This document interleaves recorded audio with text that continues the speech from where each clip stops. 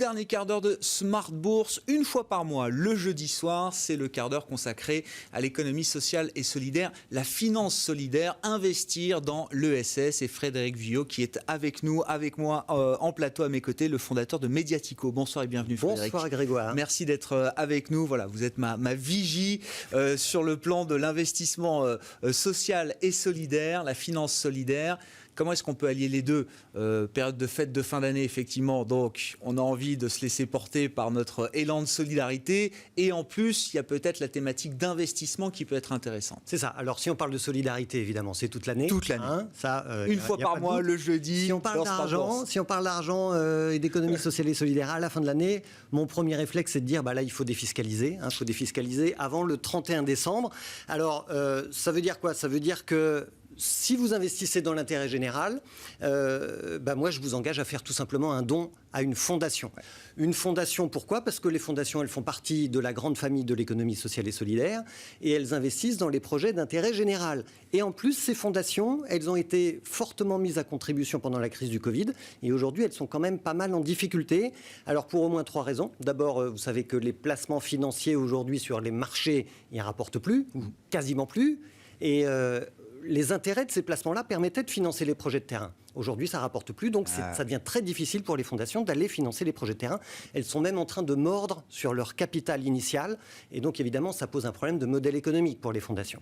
La deuxième raison, c'est que la crise sociale, en ce moment, elle est en train d'éparpiller les dons des Français vers plein de directions possibles, évidemment toutes légitimes, mais c'est compliqué pour les fondations d'arriver à récolter autant de dons que les années précédentes. Et puis la troisième raison, c'est le Centre français des fondations qui nous rappelle que voilà, il y a eu des coups de boutoir contre les dispositifs incitatifs en matière de fiscalité lors des dons.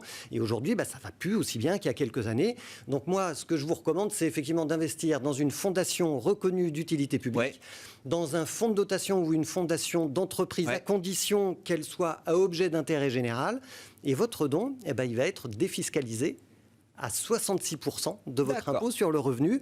Et donc, bien sûr, il n'y a pas de rentabilité immédiate de l'argent que vous allez y mettre, mais je vais le dire comme ça, si vous investissez 100 € pour l'intérêt général, le fisc vous rend 66 €, l'État vous rend de l'argent.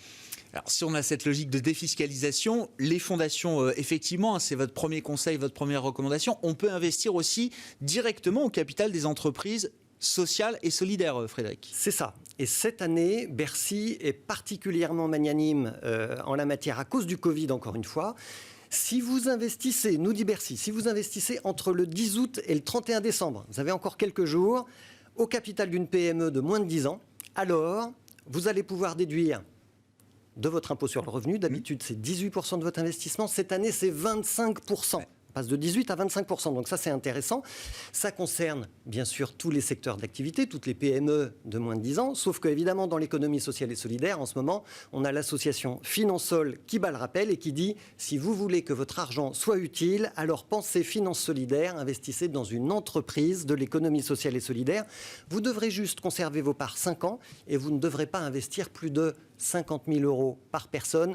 Évidemment, si vous commencez par investir 50 000 € dans une entreprise de l'économie sociale et solidaire, ça va beaucoup les aider. Ouais, c'est un bon premier pas. Vous êtes sur le terrain, en contact avec le terrain de l'économie sociale et solidaire, justement. Qu'est-ce que vous avez repéré comme entreprise qui cherche justement à lever des fonds en ce moment, Frédéric ? Alors là, on a repéré cette semaine sur Mediatico la coopérative Les Trois Colonnes. Pourquoi cette coopérative? Elle lève 10 millions d'euros en ce moment. Alors pourquoi cette coopérative? Parce qu'on a vu pendant le Covid quand même que vieillir à la maison en bonne santé, c'est absolument essentiel. Et cette coopérative, Les Trois Colonnes, elle finance le maintien à domicile des personnes âgées avec une solution de viager solidaire. Alors qu'est-ce que c'est que le viager solidaire? C'est pas très compliqué. Elle achète le logement des personnes âgées, la coopérative, elle leur verse une rente mensuelle et elle finance les solutions pour les maintenir à domicile en termes d'accompagnement, en termes d'ergonomie, en termes d'aménagement du logement.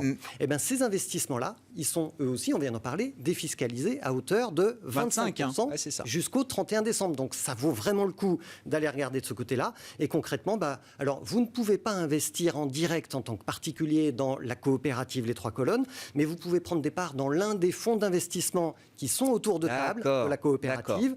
Donc il y a la Banque des Territoires, il y a le fonds IDES du groupe Crédit Coopératif, il y a Kayakos, il y a le fonds Noves de la Caisse des dépôts, et puis il y a Aviva Impact Investing France. C'est des parts qui sont facilement accessibles, Frédéric?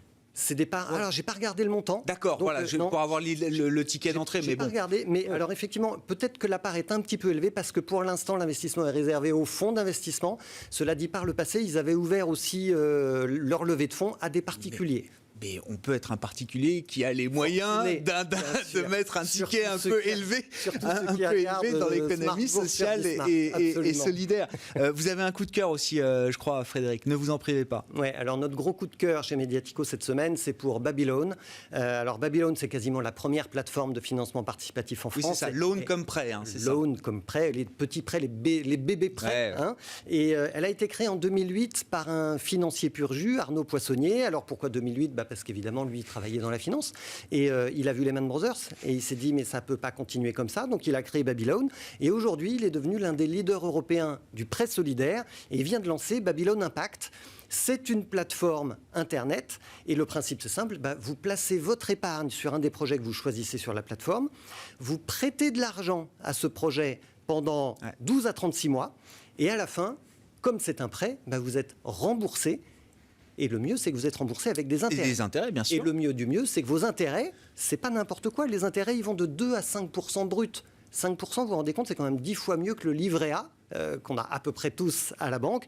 Donc, on voit que c'est de l'épargne solidaire, on voit que ça rapporte, on voit que c'est utile et que ça donne du sens à notre argent. Et bien évidemment, nous, chez Mediatico, on aime ça. Oui, dans un moment où les Français n'ont jamais eu autant d'épargne, on verra effectivement à quoi elle servira, comment est-ce qu'elle sera réinvestie, voilà, une fois qu'on sera passé au-delà de cette crise pandémique. Mais Babylone, justement, a fait une étude à ce sujet, Frédéric. C'est ça. Alors, c'est vrai que pendant le premier confinement, on le sait, les Français ont épargné, de l'épargne un peu forcée, 130 milliards d'euros.